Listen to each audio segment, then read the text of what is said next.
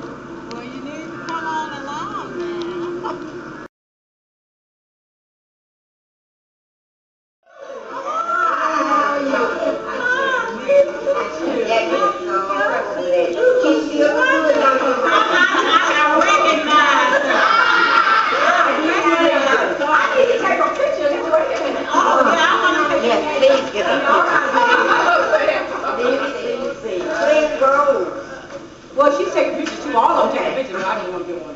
Okay. That is so bad. I did go roll back there. You ain't gonna move your camera?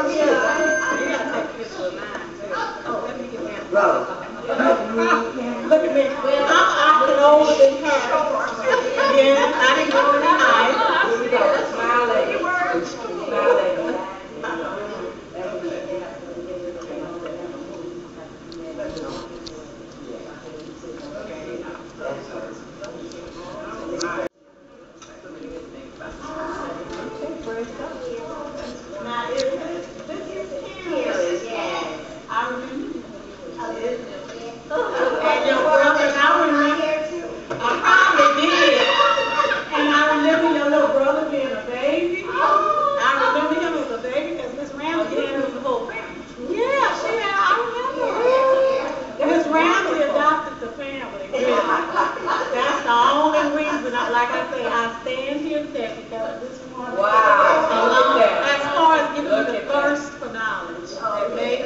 get out there and really get an education. And I just stayed the course. And every year that I would be in classes, and they would say, well, who was the teacher that impacted you the most? And I would say, Miss Ann. She was so compassionate and caring, and it was because of her, it caused me to want to go ahead and do better. Because I could have went either way. And I say that she called for 27 years. In Texas, I did an education. And gave it all back plus more. For sure. Yes. And wait a minute, Miss Ramsey said, when I started here at Gary, when you were the human resource person, and she saw me, this is back in the 80s, and I was trying to get a position, a substitute teacher, and Miss Ramsey said, I'm going to tell you, you really need to kind of do this, because there's not money to if you don't lose weight. And I said, I'm going to tell her, I stayed fat, Miss Ramsey. So again, go ahead and hire me after.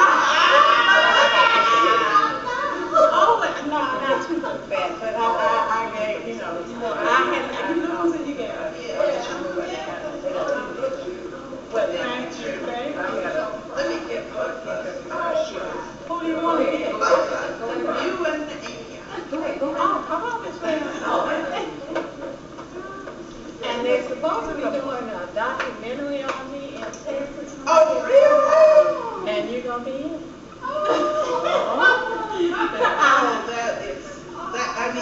All that you have said is truly quite commendable. Those are the kinds of credits that educators, we don't get it financially, we get it with all that's right.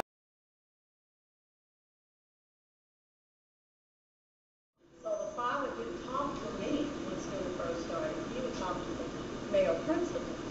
But I was the one that they had been talking to because the principal would come to me and say, can you do something with them? By the end of that school year, this child who had been to in-school suspension at least 100 times and had been then sent to alternative school X amount of times. That year that I took him, he did not go to any of that for the entire year because I figured out he was a beautiful artist. And so I made the deal, if you draw, if you do my work, then I will allow you to draw.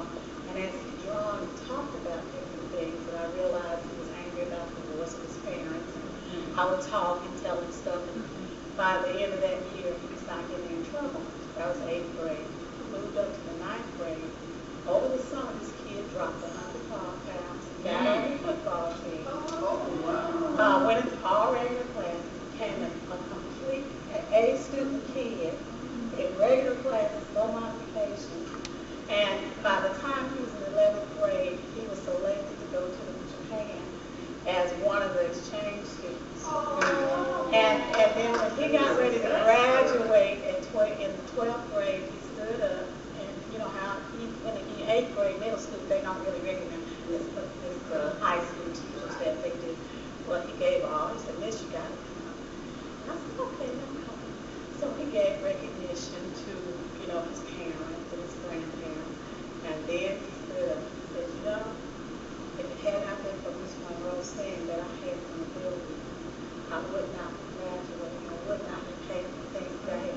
And Miss Monroe, she's my mom. Would you please have her, like I'm saying, my mom, would you please stand up and let everybody see who I'm talking about? I'm just crying. So we all have those success stories, and like I said, I never would have went that way. Because initially, when I got my degree here in business, when they asked me did I want to teach, I said, oh no, they cutting up time and staffing teachers over a grade, And then I started subbing and I found out I liked it. And so I continued it in Texas, but I still stayed 4 years subbing. And I started speaking with different populations here. And then I said, okay, I'm going to go for the certification. And I got the teaching certification, and special ed, and I got the vision. I got all 3 of them. And then I started doing all the others. So, yeah. That's just a tip.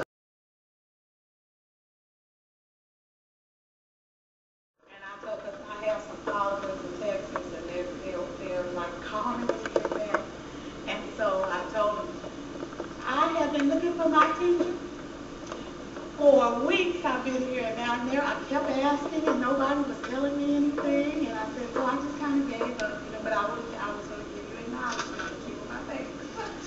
And so then when you called, I said, she taught me 48 years ago in the 6th grade. And I said, and she's going to be there. And I said, I'm so happy.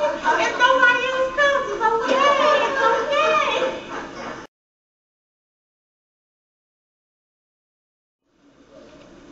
But we need somebody when you're where I was. I need it. All right, not before. I know. Break it up. Don't go back to them. Let's talk about future stuff. All right, Here's Pamela. Hi, you recognize me.